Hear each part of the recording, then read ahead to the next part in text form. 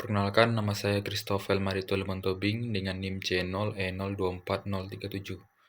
Baiklah, pada video kali ini saya akan menjelaskan tentang melanjutkan materi tentang perpajakan, yaitu dengan judul materi pelunasan pajak dalam tahun berjalan dan macam-macam pemungutan pajak penghasilan.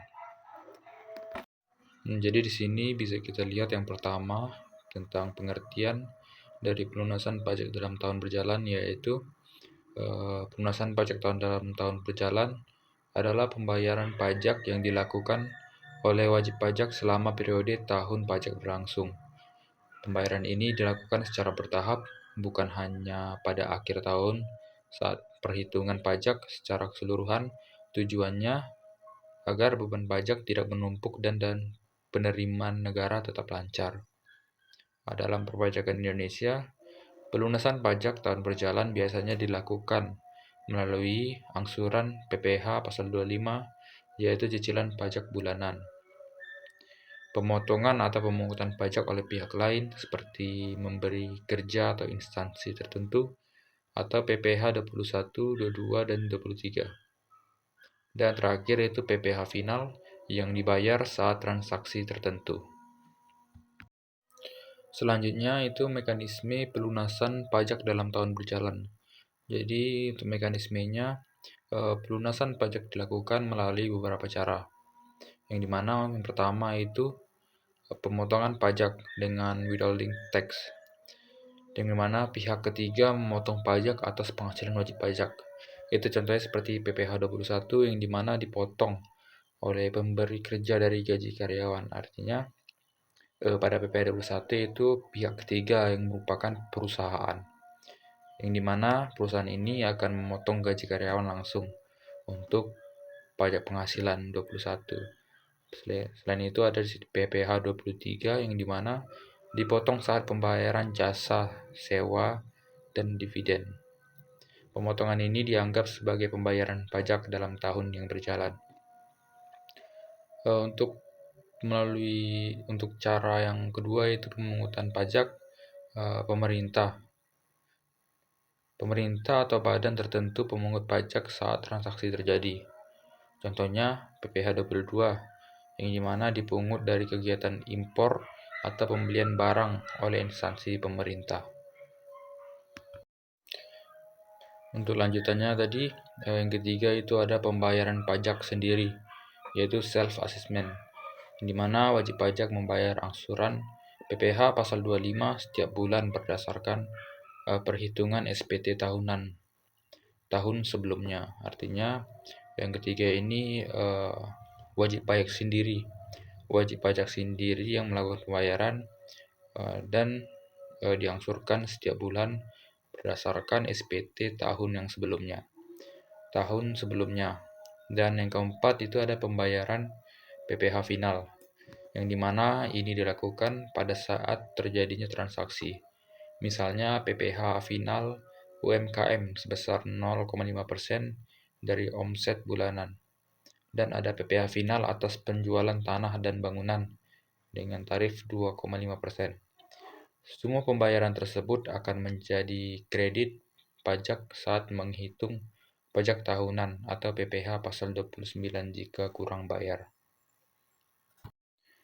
Berikutnya di sini ada macam-macam pemungutan pajak penghasilan. Untuk jenis-jenis pajak penghasilan atau PPh, di sini ada yang pertama PPh pasal 21, yang dimana pajak atas penghasilan berupa gaji, upah, honor, dan pembayaran lain terkait pekerjaan dipotong oleh pemberi kerja atau pihak ketiga. Yang kedua itu PPh pasal 22, yang dimana pajak yang dipungut oleh pihak tertentu pada kegiatan perdagangan, terutama impor, ekspor, atau pembelian barang oleh pemerintah. Dan yang ketiga, ada PPh pasal 23 yang dipotong atas penghasilan dari jasa, dividen, bunga, sewa, royalti, dan lain-lain atau non-pegawai. Yang keempat, itu PPh pasal 24, kredit pajak luar negeri yang digunakan jika wajib pajak memiliki penghasilan dari luar negeri yang sudah dikenakan pajak di negara sumber atau di negara tempat dia berada. Dan yang kelima itu ada PPh pasal 25, yang dimana angsuran pajak bulanan yang wajib dibayar sendiri oleh wajib pajak berdasarkan SPT tahunan. Yang ini yang menggunakan metode self assessment system tadi. Dan yang keenam ini ada PPh pasal 26, yaitu pajak atas penghasilan yang diterima warga negara asing dari Indonesia. Yang ketujuh ada PPh pasal 4 ayat 2, yaitu atau PPh final, yang dimana pajak final atau transaksi tertentu seperti UMKM dengan tarif 0,5%, persewaan tanah dan bangunan, penjualan properti, dan terakhir bunga deposito. Yang kedelapan PPh pasal 29, yang dimana kekurangan pajak yang harus dibayar di akhir tahun setelah dihitung ulang seluruh kredit pajak.